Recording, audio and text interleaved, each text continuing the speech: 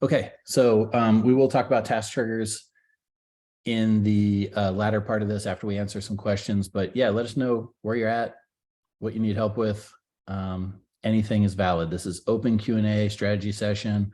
I will answer anything that you ask. So all right, let's go ahead and get started. First one is, can a one sheet only populate as a PDF or can it be in the body of an email?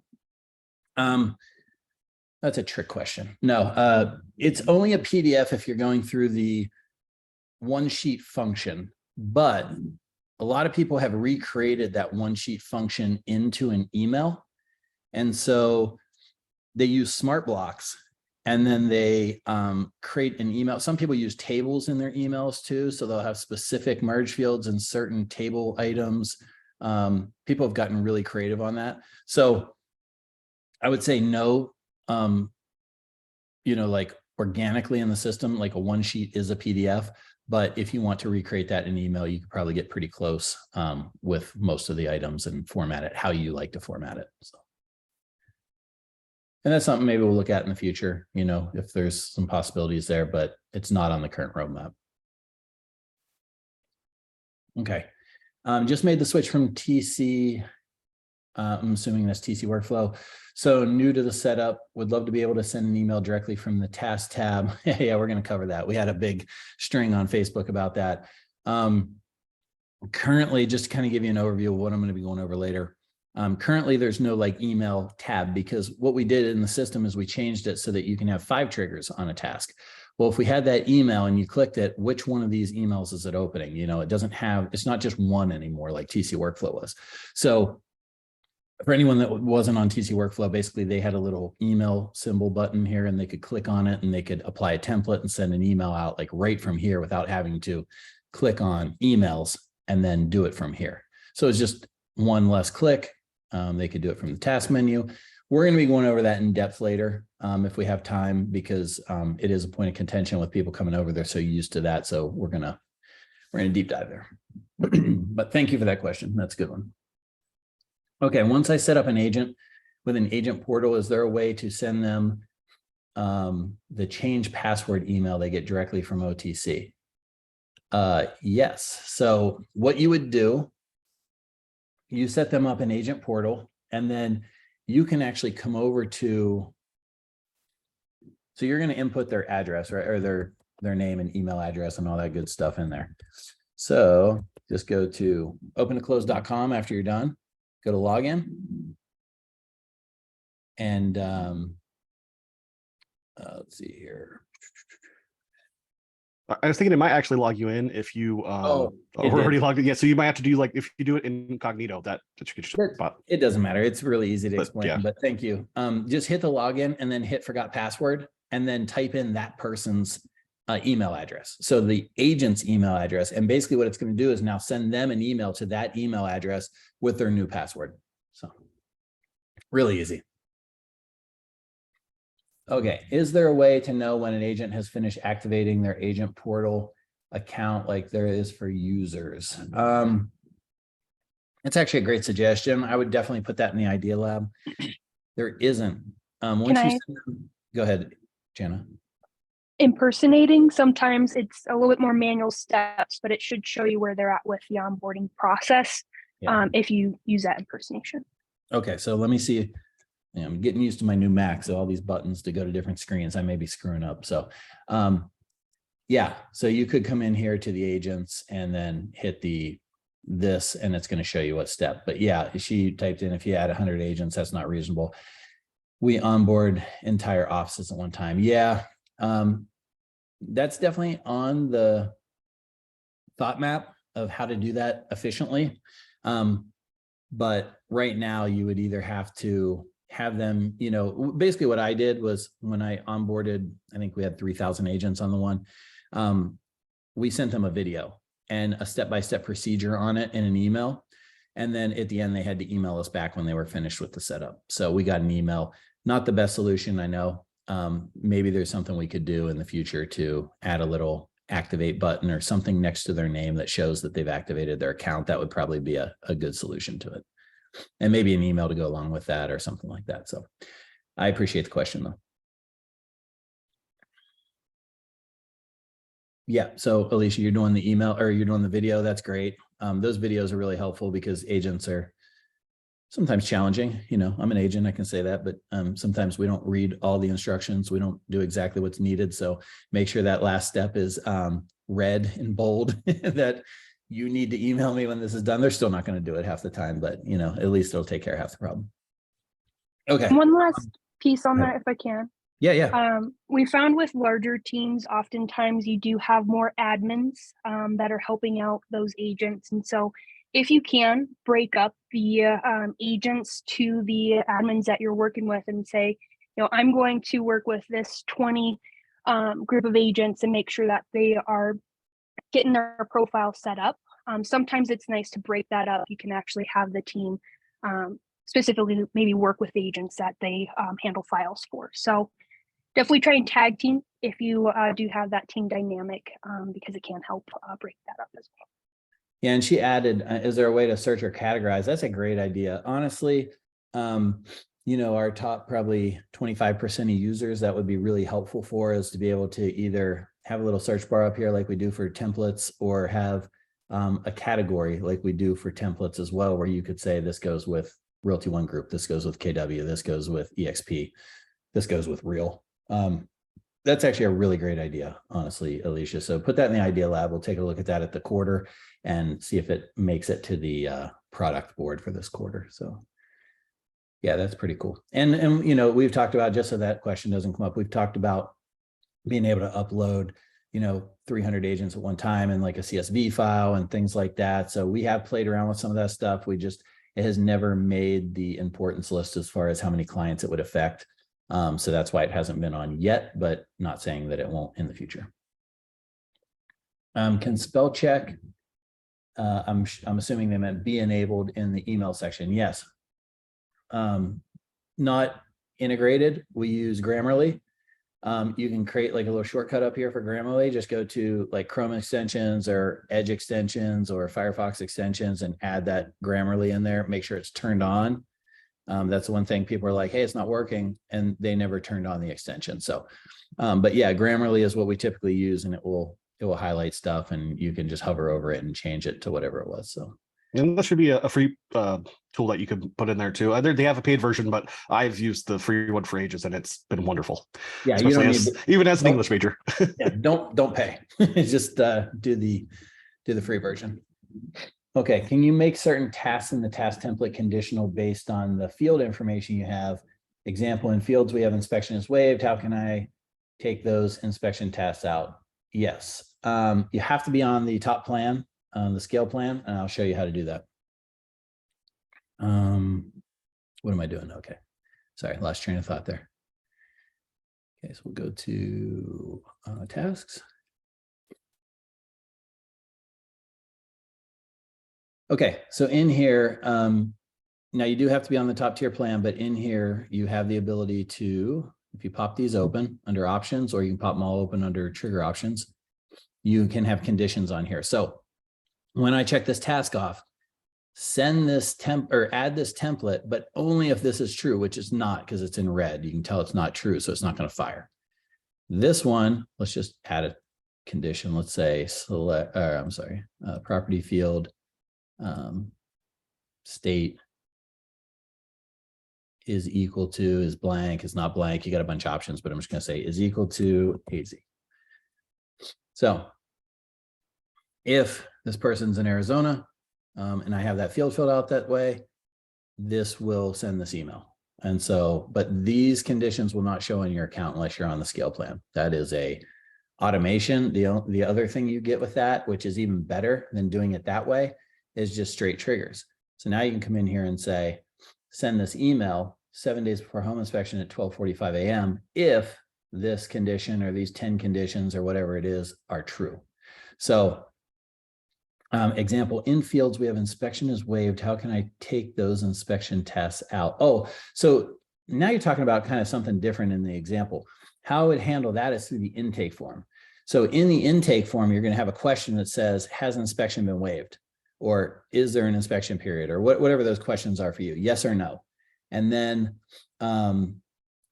as soon as we answer those yes or no in the intake form, what it's going to do is trigger. So let me actually show you, because this is going to get confusing if I don't show you. So in your templates, if you go under intake forms, and we'll go to this one, we'll go down to form triggers. In the triggers here, we can say if inspection is not waived or is waived, depending on how you want to pose this, then add this template. So you wouldn't add, like, we don't want you to have a task template of 200 tasks. We want you to have a bunch of little ones. We want you to have the HOA tasks, the tasks that come in on every single transaction, no matter what. We want you to have the septic task, the well task, the blah, blah, blah tasks. You know, all these tasks would be in there. And then all you're doing is triggering it. You're saying, if there's solar, add my solar task. If there's a well, add my well task. If there's, and you can do that with fields, documents, tasks. So now after you fill out this intake form, it's actually building the transaction for you. It's actually building that transaction for you, and it's building it exactly correct so that you don't have too many or too little tasks in your task templates, or documents that you need to get for compliance, or fields that you need to fill out. Like, I don't want to see my solar fields every time. I only do solar on probably 5% of my transactions. So like, I only want those solar fields, documents, and tasks to come in if I have solar on the property. And that's what's so great about open to close, because you have all these triggers to trigger these events or assets.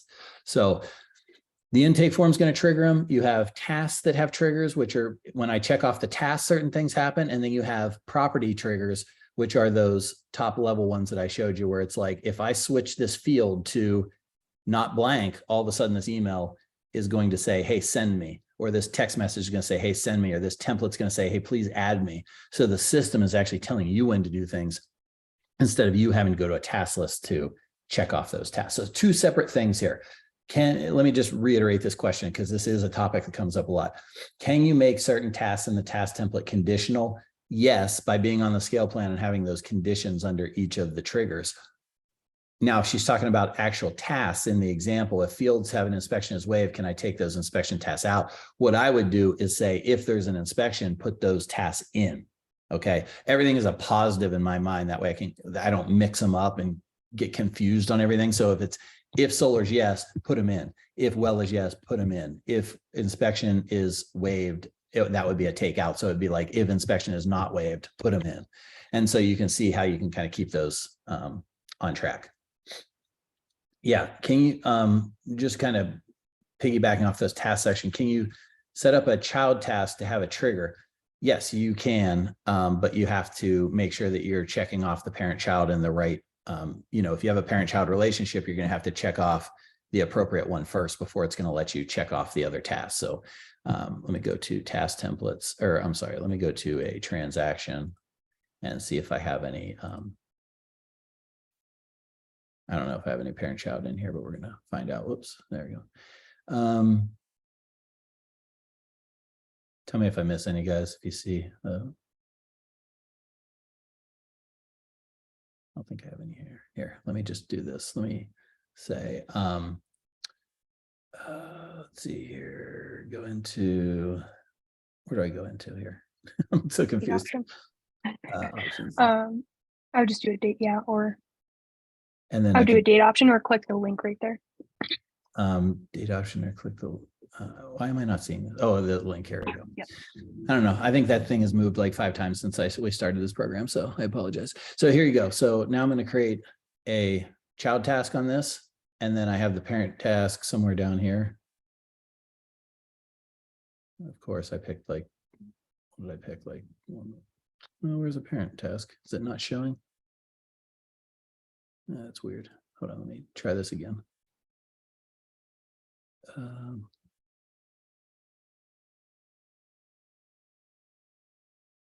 don't know where those tasks are. Maybe they're not showing for some reason. Anyway, let me check off this task. So if I check off this task, it's going to tell me I can't check off a child task until I check off the parent. Okay, so just be aware of that. Make sure you're checking off the parent before the child. But yeah, the child task you can definitely have as a have a trigger in here. Now, what you can't do is have a trigger in the subtask. So if I have subtasks on this, like do this, do that. Whoops, you get the point. I can't have triggers on these subtasks within a task. We haven't got that far. This is a brand new feature. It's developed out at, you know, 20% of what it could be. We want to get some testing on this before we go and add more things to it.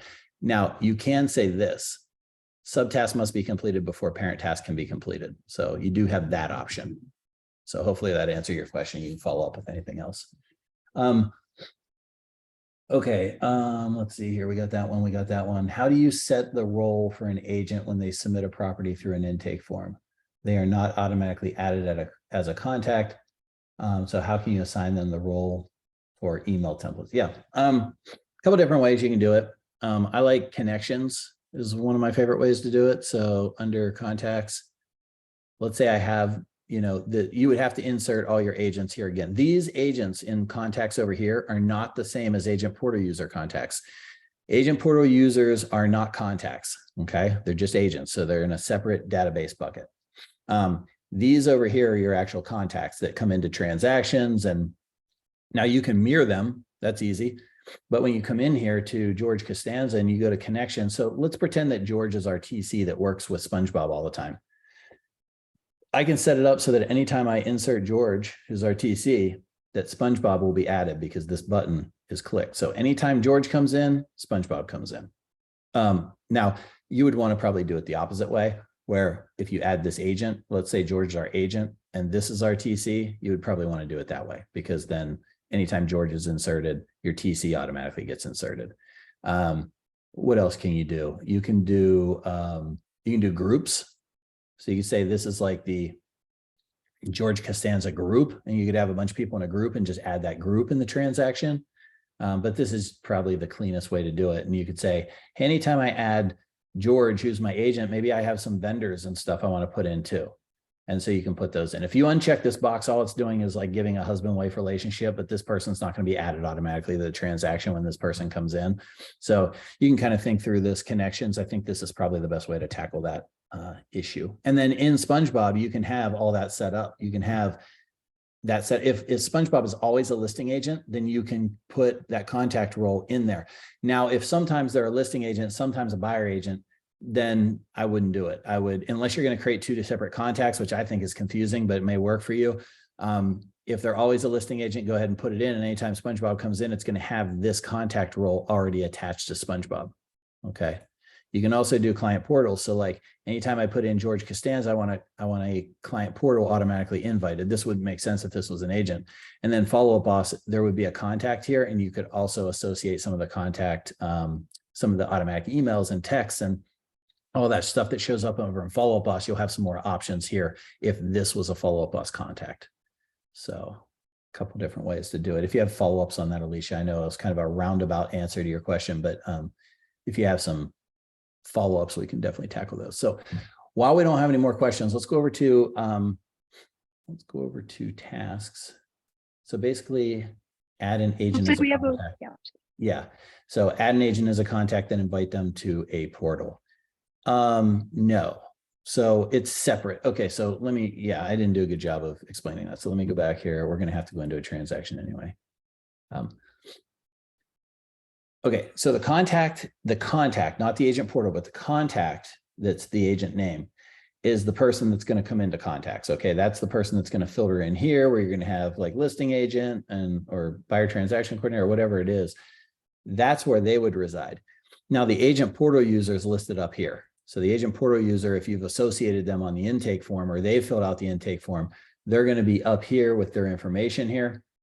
And then you can manage property access or do whatever you need to do. Here's the team user that's responsible for this transaction, and here's the team it was assigned to. So the agent portal user is up here. Here's their information, and then you can manage property access as well. So two separate functions. This is just letting you know that this agent is assigned to this property. They have access through their agent portal. When I create this transaction and this person is here, this is going to show up over in Brian Griffin's agent portal. Totally separate from contacts, where now in my emails, things are going out. I need to add that person, Brian Griffin, in here. He's not in here, but that's how it does. So hopefully that was a little clearer. This is a separate agent portal user. This is the actual contact that's coming in, where you're sending emails and doing all that stuff. This basically is just associating it so that this transaction goes over to the portal. And it's associated with what intake form they brought in, etc. Is there no way to add them automatically as a contact? No, we've been looking into that though. We've been looking into adding not only the agent, but also the TC. The problem is these are separate. This isn't a contact. So we would have to do some type of association that this person is the same as this person over in the contacts. On the back end, we haven't figured out a good way to do that. So I don't know if that'll happen anytime soon, but it's definitely on our radar, and something we would like to do in the future is add the TC and the agent into the transaction, or anyone that actually has access to it. So under the More tab under access, let's say that we have 3 agents that we're have on this, then all 3 of them would come into the transaction under whatever role we set for them. So yeah, a lot of little things like that we probably need to work out and figure out. Here's the agent portal user, and then I can add on other portal users. As long as you're on the mid-tier plan, the pro plan on the new version 2 pricing, I'm going to be able to add multiple agents to this one file. So now this is going to show up in Andrew test account, agent portal, or I'm sorry, Brian Griffin, Andrew test, and test tester. All 3 of those are going to have this transaction in their agent portals. Okay. Okay, how does the system scan for duplicate contacts? Email, I believe, is the way it does it. And when it comes in, like say someone brings it in from a contact, there'll be a little bar here and it'll say, hey, can't remember exactly what it says, but it says something like, hey, you got someone that we recognize that's in your database. Do you want to duplicate or do you want to merge? And then you can click on the button, it'll show you, and then you can pick which one you want to keep and which one you want to get rid of. Quick addition to that. Depending on your permission sharing that you have set up for your organization contacts and for your agent contact database, let's say the agent created this contact through the intake form, but you already had that contact in your organization. When it prompts you to merge, I would be mindful of selecting the contact that your agent created, because they have access to that. It's something that they selected from their portal, which means it's in that agent's database. If you select the one that belongs to the organization, it's going to choose and show that created by for the organization there. So if you can, default to the agent's contacts, because that does give them those permissions in their portal. If you guys ever have any questions on permission and contact sharing, feel free to reach out to support so we can take a deeper look on your use cases as well. Yeah, just remember that there's 2 types of users that are typically on this program. One is an agent user, one is a TC on an agent team, and a TC that runs their own independent company. So for independents, you're probably not going to share your database with the agents because you got 50 agents from 50 different organizations, or a million agents in a million different organizations, whatever it is. You don't want to share that. But a team, they work collaboratively. So a lot of times we're seeing probably 90% of teams go ahead and share their database with their agents. So up to you how you want to do it, but just be mindful of what Jana said, because we had to kind of design it to cover both aspects. Now, since we're on that topic, let's just jump over here real quick and we'll look under permissions and go under contacts, I think it is. Yeah, contacts, access all contacts. So if you have someone on your team that you want to have access to the whole database, you have to have this checked. If they're only seeing a small set of contacts, it's probably because this isn't checked. Agents, if you're on an agent team and you want to share your database with everyone, there's a permission here too to share it with your agents as well. So that's on there. Now, if you come over to Peter here and scroll down here, you can see that this was created by Adam. Okay. So if I don't want Adam to be the owner of this contact anymore, now you can come down and say, I want Stewie to be the owner of that contact. And then whatever permissions will come into effect from there. So these are users on your team.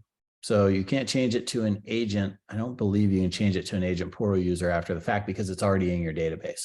So, but you can change it to a different user on your team if you want to.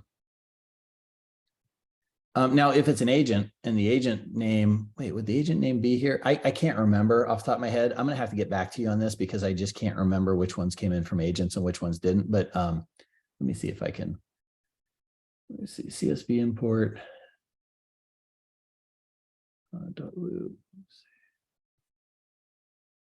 I'll check on this for you and get back to you because I don't know off the top of my head. If it is created by the agent and we go into George, I think what it does is it defaults to, it also is basically created by the default user in your account that took that intake form.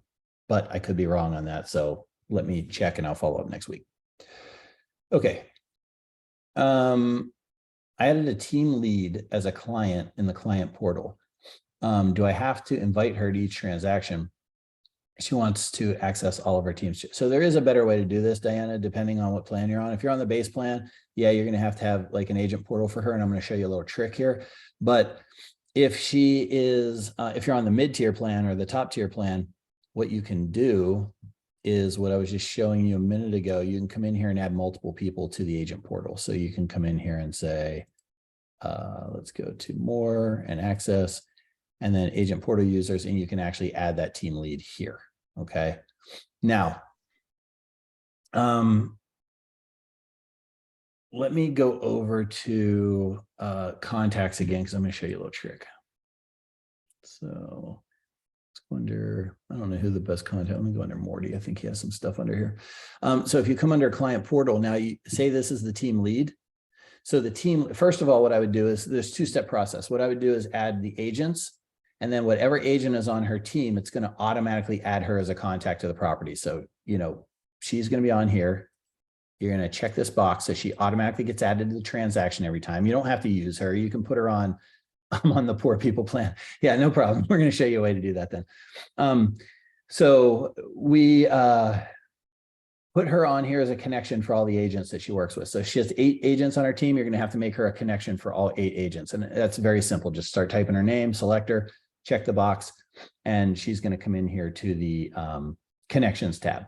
Anytime you add agent 1, she's added. Anytime you add agent 2, she's added to the transaction. Okay. Put her as a role like team lead that you don't even use in your email templates, because you don't want to bother her with like the email templates to the agent or the emails going out to the agents and stuff. So just make her a separate role that you don't use in any of your templates. And so now that step, she's going to be added to the transaction. Now we're going to go one step further and go over to the, not the agent's profile, but her profile. We're going to go under client portal, and we're going to say, as soon as she's added to a transaction, yes, automatically send invite to that person and put them as the role team leader. Okay. You know what? I don't know if you have this on access on the bottom plan either. I'm going to have to think about that and look at my plans again. I think you might. Can you check your thing and see if you have client portal and have these two things in, and then just message me back before the end of this. And if you don't, then we're going to have to think of another workaround here. There's a way to do it on any plan, but this is the easiest way. This is a great way to do it, because then they're automatically invited every time. You don't have to remember, and they're automatically assigned that role. Okay. Okay. How did you change notifications under utilities? These notifications are in reference to what? Gianna, do you remember what she's talking about? What did I change? I don't recall what we changed, but if we want to hop over to property and utilities, we can take a deeper look at what that Oh, showing. I bet I know what it was. It was probably the access, because that was what I was in. So more access. And then under here are your client portal users. Here's all the people I've invited to a client portal. I can delete them at any time. I can send them an invite. I could automatically send them an invite. Agent portal users are here. I can add on extra agent portal users with the mid-tier plan or above. And then I can add as many agents, like if they're co-listing this property, maybe Andrew test and Brian are co-listing this property. Now they both get credit, or it goes back to their agent portal. And then your team users, this is the team that was assigned, the main team user on this file, and then all the people on the team and what their roles are. So this will be different for every file, depending on which team that basically it's just going back to the organization screen, grabbing this team and stuff under that and popping it in here so you can see it. Okay, so I think that's what you're talking about. If not, go ahead and pop in another question, and we'll tackle that. When submitting an intake form, is it better to use intake triggers, intake trigger template, or property triggers to have field sections? Docs come in automatically. We've tried this with intake triggers and property triggers, and the templates go to the queue to execute. So first of all, you have property triggers, so you're on our scale plan, which is cool. It gives you a lot of flexibility there. So here's how it works. You're going to want to use intake triggers. So you're going to come over here to templates, and you're going to go to intake form triggers, and you're going to come over to, so intake form trigger templates is if you're going to create a bunch of intake forms that are very similar to each other, then you could create a trigger template. And basically what it is, it's a template of all the things you're going to list under here. So if you have a lot of the same things that you're going to put in more than one template, you may want to create a template out of it so you can just apply that template. And then instead of having to recreate, 15 items in here on every form, you can just input that template into here. And now you're going to have access to all the stuff you did and not have to retype all that. So that's what that's for. In the intake form, you're going to create all of your triggers here. So you're going to say if, what was your example here?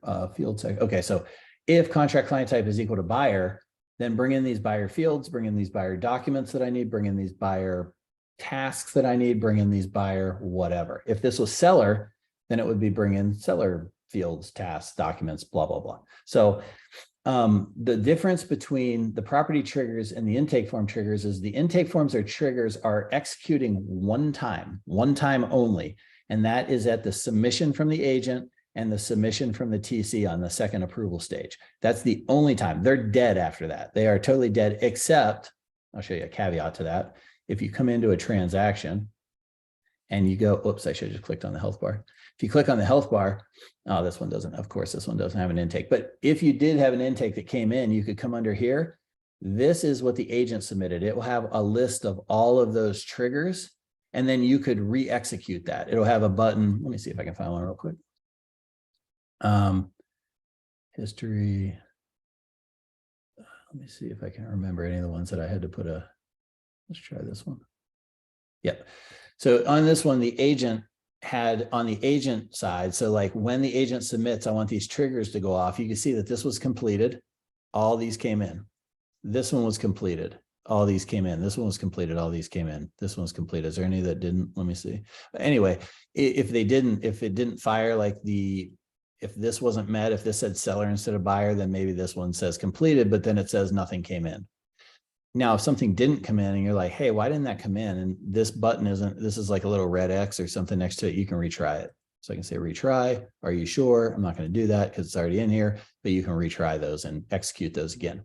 Now, if you went in this is kind of a little workaround to not having the property triggers, like you could go in and change your fields to satisfy something and then retry them. It's a lot of work for not much. The juice isn't worth the squeeze on that one. But if you did have like one or two things that you wanted to do without having to create a trigger, you could go create a field that made this true now, if this was an X, and then you could go retry it after changing that field and it would actually bring that in. So a little workaround, cheat mode. Intake form, this is the TC approval side. We just didn't, looks like you should have one trigger, but now we're loaded. Let's reload them. There we go.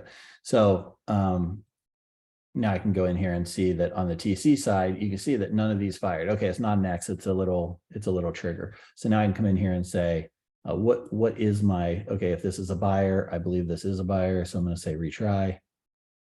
Action was successful, puts a little thing up there. So now this, what is this? Document template sample seller brokerage documents just came in. Boom, boom.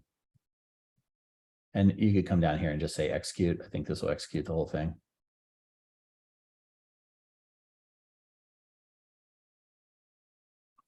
I probably shouldn't have done this while I was on Zoom. It's going to take forever to execute through all these.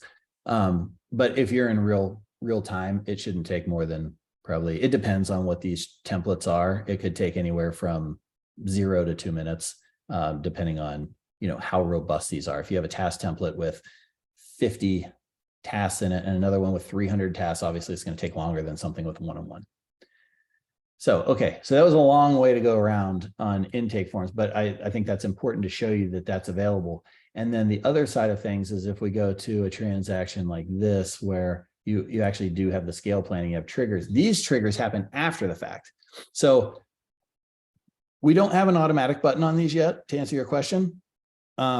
We are debating a little button here that says send automatically as soon as these things are true, if you want to.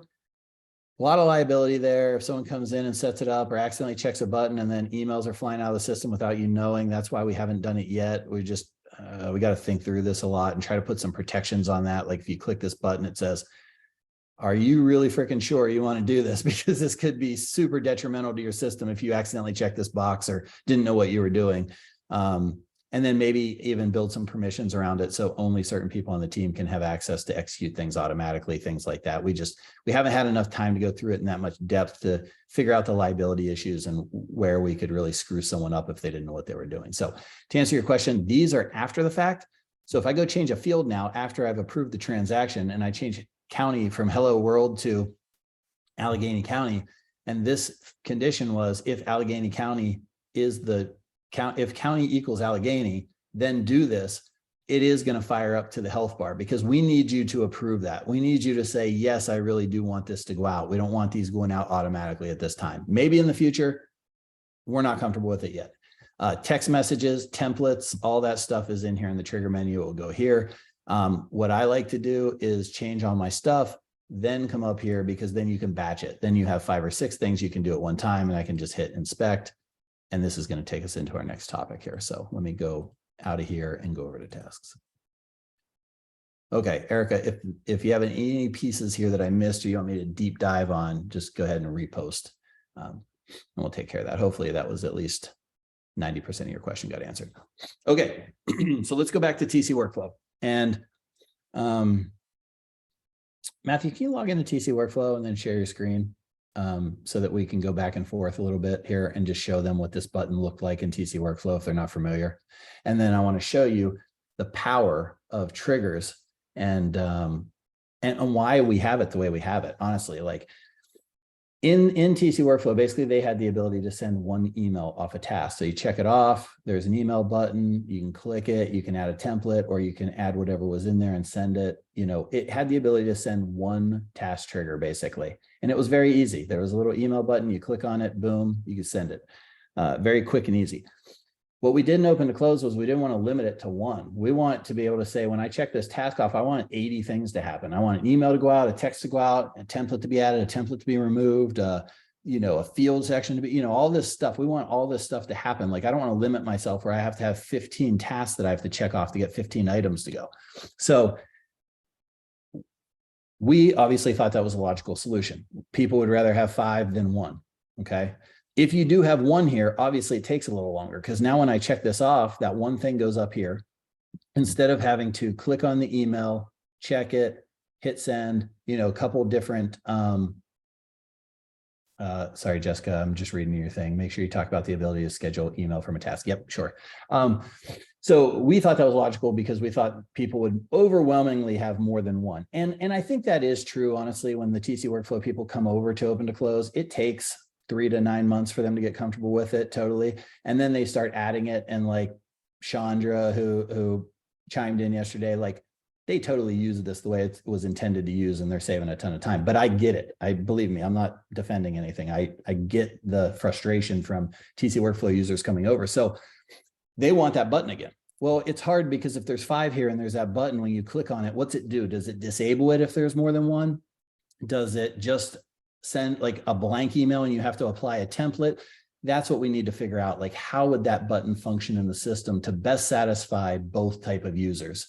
So that being said, I think it is a valuable thing if you're just getting on the program. I think eventually most people will migrate over to using this more often. But here's the rub with them is you click on this, you send an email, it takes, 3 seconds. This one, when you check off the task, they go up here, you have to make a couple extra clicks. You have to click on this, then you have to hit inspect. And this is what they would have had in the other program, except for now you have to hit edit if you want to edit it, because this is like a stock version just to show you what's going on. You would have to edit it. So it's 1 more click. So now you have 1 extra click here, 2, you still have to send it. So yeah, basically 2 or 3 extra clicks. It does take some time though. I get it. Like it's taking an extra 3-4 seconds to get all this done. So, but that's where it was going, was we want to have more than 1 in here most times. We want to send an email, maybe a reminder to your TC, maybe a template being added, subtracted, whatever. So we thought this gave more functionality. There's some people coming over from the other program that still want this button. So we're going to have to solve that. But here's best practice is you have 1 in here. Instead of clicking, I don't know how many clicks it is, Jessica, maybe you can tell me. I think it's 1 to open, type whatever you want and hit send. I think it's 2 clicks total, but you can clarify that with me. I haven't been in there in a while. Let me know if you want to share that screen. I have it. Okay, yeah, go ahead. Let's share that screen and let's take a look at it.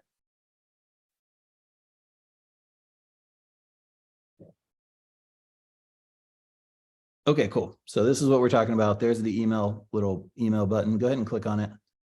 I just can't remember. I think it lets you edit right from, it lets you edit right from here. So now you can apply a template. You can apply a template. You can put it in there. You can, and then you can go ahead and say, I want to send this or I want to schedule the email. Okay.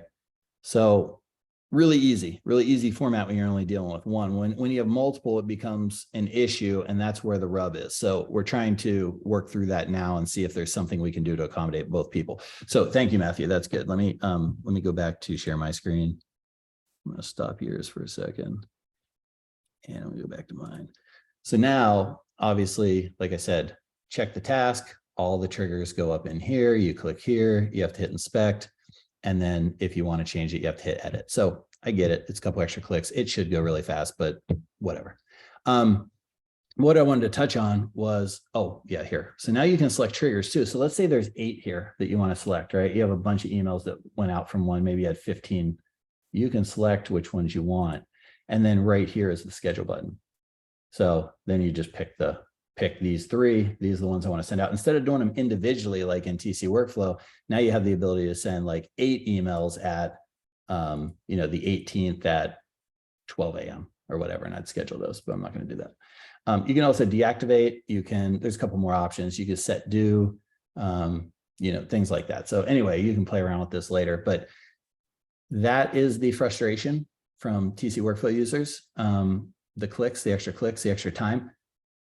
Here was our thinking. Like I said, I think the value in this, once you get used to the program and start implementing what we really intended.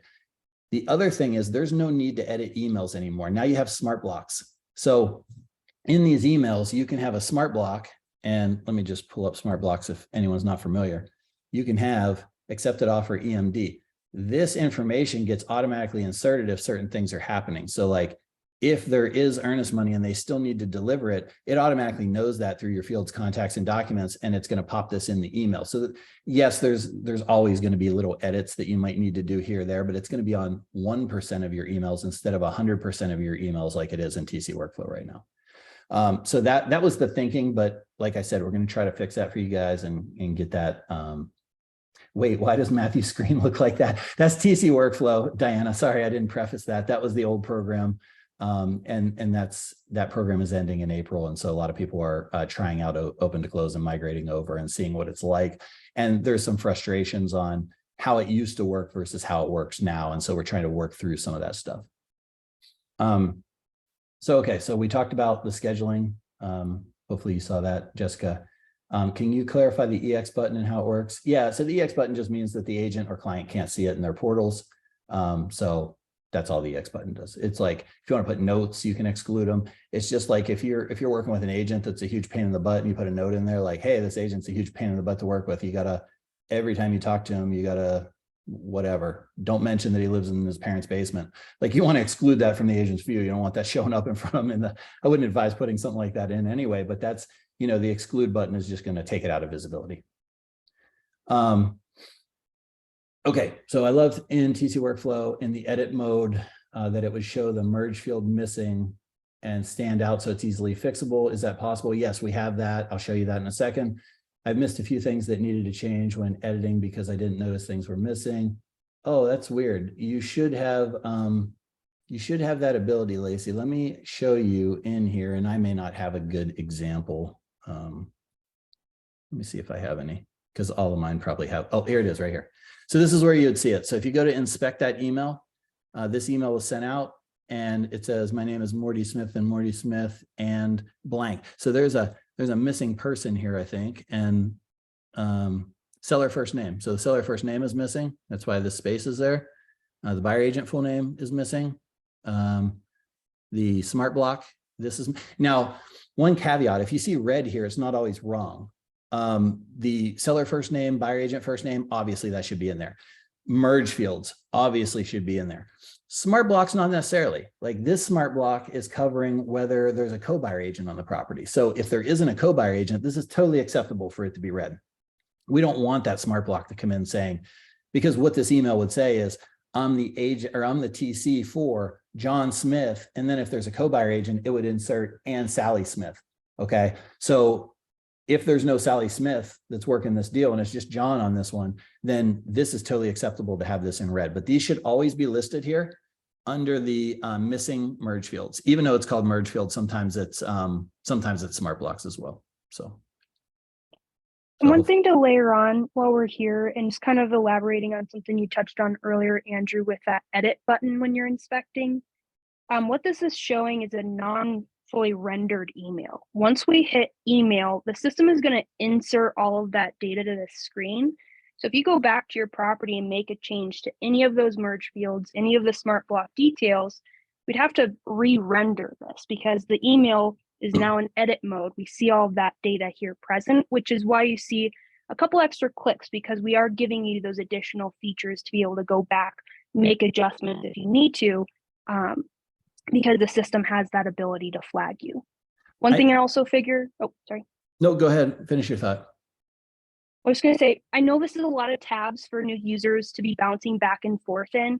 It may be good just to show a quick view on the property view in the health bar there, how they can do some of this, and then on the pipelines, just because that may be something you guys are going to migrate to once you get more comfortable with the system.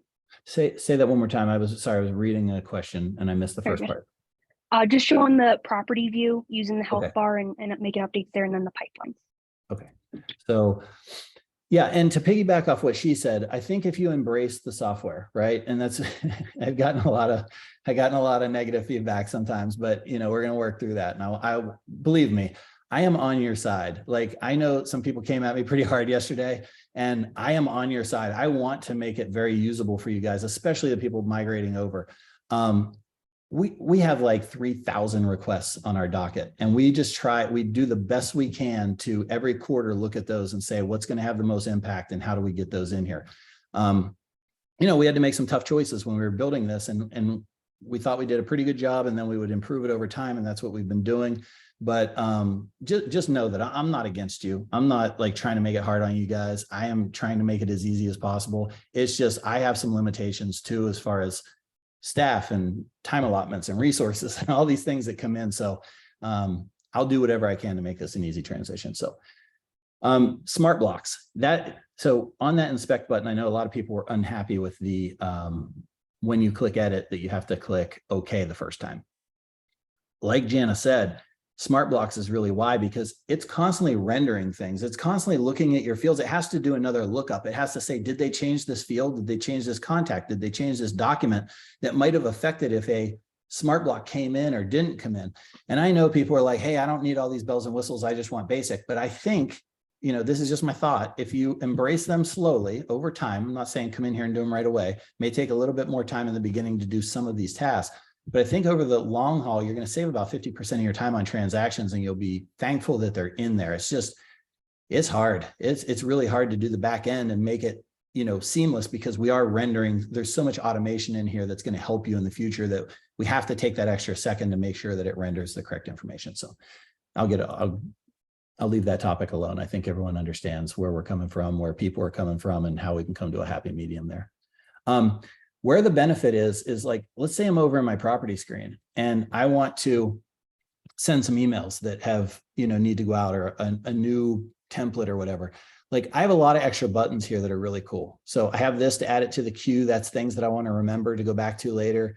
You got your color balls. For all you people that wanted more color, we added some more color in there. This database button is really cool. Instead of having to go into the transaction every time, if I just want to upload a document real quick, I can go to documents and I can open it up right here. I can upload that document. I can hit close, and now I'm right back to where I was. I think this is awesome. Well, yeah, I think it's awesome. You can also do emails. If I wanted to change a field, I can just say, hey, I want the details for this. Boom, field's open. I can change a field. I'm right back to where I was. We're trying to lessen that click factor. If you want to go back to a property you recently were in, just hit history, and it's going to pop up all of the last contacts and properties. You can also search for them. The other thing in here, you have full, you know, pretty much full capabilities. You can go into follow up, skyslope, .loop, you know, all these different screens are at just, you know, 1-2 clicks. And then the other thing that's kind of cool, you had this in TC workflow, missing documents, but also at any time, you can see what's red. So my saying is no red before bed. That's my TC saying. If there's something red, it means it's due today or past due. those things need to be taken care of or snooze to the next day, or just be aware that, okay, I'm okay with it being read till tomorrow because this is an actual legitimate item that I can't do today. So the cool part about this is now you can just bounce through here and you can say what needs to go out. Oh, okay, I have this task I need done. I can click into the transaction if I want, or I can check it off from here. I can look at the trigger. I can do whatever I want. I have all these things up here that I can quickly click into if I need to. And then you can just literally go down these transactions and see exactly, oh, I need to inspect this before it goes out. Boom, look, oh crap, I got all this missing stuff. Let me fix that down here at the edit fields. So there are a lot of time savings in here with these extra buttons and how you can set these up and automatically color them. How do you snooze? Great question. I'm going to cover that in a second. So property, and also on the dashboard, when you first log in, we can get rid of this part of the screen if we want to. We can collapse this and then just have like, here are the last properties you touched. Here are the intake form submissions that your agents have outstanding that you need to approve. Here's some contact history. Maybe I want to call this guy. It opens up the dialer. I can call him right from here. So I think there's a lot of functionality in here that people sometimes miss or maybe don't want to use or whatever for now, and that's totally fine. Unapproved documents that agents have sent in through the property document email that I need to go in and view and approve. That's there. Okay, let me show you and this is the other thing. I think this is huge. I love this. This is the ability to look at your properties in a Kanban view and save a snapshot. So if I go through all these filters and just show the ones that I want to see, anything to do with inspection that has a blue color ball on it, that's critical, that's pinned, that is active, that is with this team, or, there's a million filters in here. You can filter these down and then save them as a snapshot. So once you get them created, you can say, create snapshot, do your filters, that's saved forever. So now I never have to create that filter again. And now I can come back to those and work through them. A lot of people will put number 1, 2, 3, 4, 5, and they work their day by going through those. As soon as all the 1s are done, they go to 2s. As soon as all the 2s are done, they go to 3s, or they have different people handling those. So to answer your question about snoozing, there's 2 ways. You can grab this and say, I want to do this tomorrow and move it over, or you can hit this button right here. And then you can snooze it 1, 2, 3, 4 days, tomorrow, today, or go out like 2 weeks. Boom, that's gone. It's 2 weeks from now. You can also look in the task. You can do any of that. There's this button here, this filter, where you can turn on more view, which I think this is my favorite, where now you have access to all this stuff. If I want the documents for this property that this task is associated with, boom, I just open it up. I upload a document. I'm right back to where I started. If I want to open up the contacts, boom, they're right there. I want to open up the fields, right there. So really quick, easy, in and out, in and out. If you're on the top tier plan, you have the ability to not let someone check this task off until these extra conditions are done. Don't check this off until this document's uploaded, or don't check this off until this contact exists. You also have the ability to do your subtasks here. You have the ability to click on this and then say set due. Make sure you don't click on this, that closes it. But so anyway, lots of stuff in here that you can do just by being in this task view. You can also like say, I'm done with my todays for right now, even though it says 1. I probably have, oh, there it goes, 2, 0 now. I had to refresh because I moved it. So like if I move this, it says there's 2 things in here. If I move it to, oh, I have to open this up, move it over. And now that went to 1 and that went to 1. If you ever see this, it looks wrong, just hit this little redo and it'll recalculate. This is cool if you have a team and you want to see how much workload is on each person. You could have show me anything assigned to Sally. She has 98 tasks, and then you go to Jim and he has 2 today. It's like, hey, Jim, can you help Sally? Like let's work together here. What else do I want to show you on this screen? Looks like we have a follow-up too, Andrew. On the snooze. Which once you move it or snooze it, does the date adjust? Yes, it does. So, or you could just click on the date. If I want to click the date and go over 2 days, I can do that as well. And now 2 days from now, this was a 1, now it's a 2. So do you need an upgraded plan to schedule emails from triggers? I thought that I put that on the base plan. I think that was one of the big complaints from people coming from TC Workflow. So I put it on the Grow plan and the, what do we used to call it? The premium? No. Yeah, premium plan. And so I think it's there, Jessica. If you don't have it, send me a little video, send it in to help it open to close, and we'll take a look at that. And if it's not on there, I will get that added to the plan because we want you guys to have ability to schedule. If I have a scheduled email that would be sent out, where do I see it pending to be sent? Yeah, so that's going to be, Matthew is the expert on this, but I'm going to take a stab at it because I don't schedule emails. I use triggers for everything, but I believe it's in here under your emails. And then there'd be a scheduled button here if there were scheduled emails. Is that correct, Matthew? Right. Yeah. There'd be a section underneath that email inside of a transaction. Go there. Or if you go to the actual email inbox from the main screen. Okay. So either from the transaction. So you have two different ways you could check it. Yeah, you can check it over here in the email inbox. I'm not going in there because we have a test account set up and there's live emails and stuff going through there. So yeah, so but two spots. But if you're looking for ones that are scheduled for a specific transaction, that's the best place is to go into the transaction, go into that email section, and then there will be just a spot right there. So scheduled. So here's the other thing is like, don't do that. Don't go to the transaction, go to the email tab, look at the thing. Like, let's do a shortcut here. So if I know I need to go into 1234 Beverly and I type it in here, and it's going to be a lot faster if we're not on Zoom, it's going to pull up this, and then I can use these shortcuts to go into certain places, or I can do the history. Like if I've just been in this property and I need to go back in it, now I can go to these shortcuts in here. You can also set every time I click open this property, I want to open on this tab. So like try to use shortcuts as much as you can to get through some of this stuff. Now, shortcuts don't always encompass everything, but they do here. Hold on, let me get rid of that and let me get rid of this. Okay, over here on this one, like if I want to go to the emails tab, let's not click here, click emails, go through all that. Let's just click here, go to emails, and it's going to pop it up right here. Now I can look at my scheduled, and then I can close this, and I don't have to like get back out of that transaction by hitting X. So there's a lot of little things that you'll learn as you go through here that I think are going to be huge time savers and save you a lot of that percentage of time you're spending. If I have a scheduled email that will be sent out, where do I, oh, that was the same one. Okay, so we answered that. Cool, we are out of questions. TC workflow users that are in here, you know, I need your feedback, right? So give me constructive feedback as much as possible on how would it look? Like, I get it that you want the button, but like, how does it function? Like, do you need it to pop open the email and the trigger automatically, or do you want to just apply the template? Would that be an okay workaround? Send me some of this feedback, because I need to look at like all the feedback from the TC workflow users and say what's going to satisfy the most people and try to get that worked into the program so that, you know, everybody's happy with the solution that we came up with. Just know that it's not super simple because of the way that we've designed it to do more now, but we can get something done. I am confident that we can get something done. I just need feedback. I don't want to go through all this development of putting it in there, and then you guys are like, this still sucks, I'm not going to use it. So I want to make sure that it's going to work for 80% of the people that we're putting it in there for. Let's say, oh, I'd love to be able to see the email signature in the email instead of just saying default email. That way on each email, it'd be the correct agent picked as the default. Just feel that helps in TC workflow. Okay, yeah, I can can you put that in the idea lab for me? Because we'll take a look at that at the quarter and see if that's an easy fix to have it render.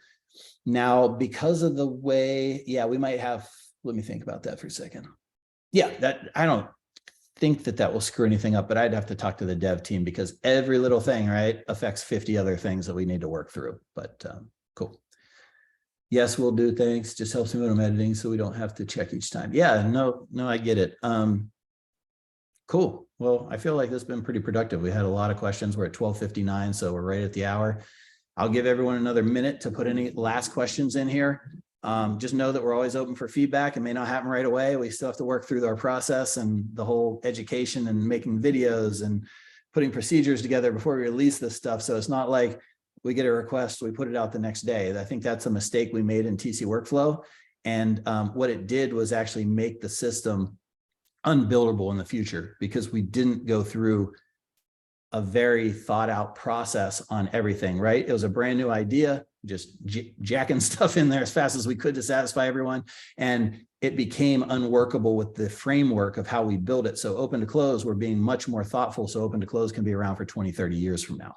So just know that we're doing everything we can, and we're going to help you as much as we can. And if you need a workaround in the meantime, feel free to reach out to support. We'd love to give you workarounds that you can do. And maybe it's not the best solution in the world, but at least it gets you through until we can get some of this stuff in development. So Yeah, no problem, Jessica. You've been really good at giving feedback, and I appreciate that. Just the more detailed feedback we can get on how it would actually function, how you want the end goal to be, that's really what's really valuable to us. So if you say, I want this changed, then I have to think and I have to put it out, and then you don't like my solution. If you give me detailed, like, I want to see this, I want to click this button, I want to do this, now I can take that to the dev team and get something that's really valuable for our customer base. Is there a general default where the default details tab and default communication tab can be preset so I don't have to enter it on each transaction? That's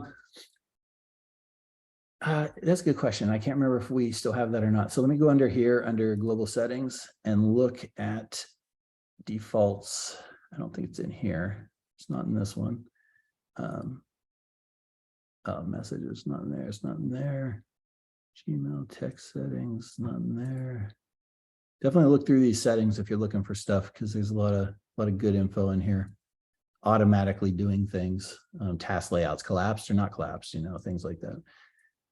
No, we don't have that in here. You do have to do it through, maybe we could put that in the Idea Lab for sure, but the reason why I know I use it on a per transaction basis is because it's different for each transaction. If you're working the same style transaction all the time, then I get where you would just want to default. So yeah, pop it in there. We'll take a look at it. We'll see if that's something easy to override, basically. Yeah, Belinda's not in there. I just checked. So let's see here. Yep, no problem. Let's see what else we got. Is there, thanks, Andrew.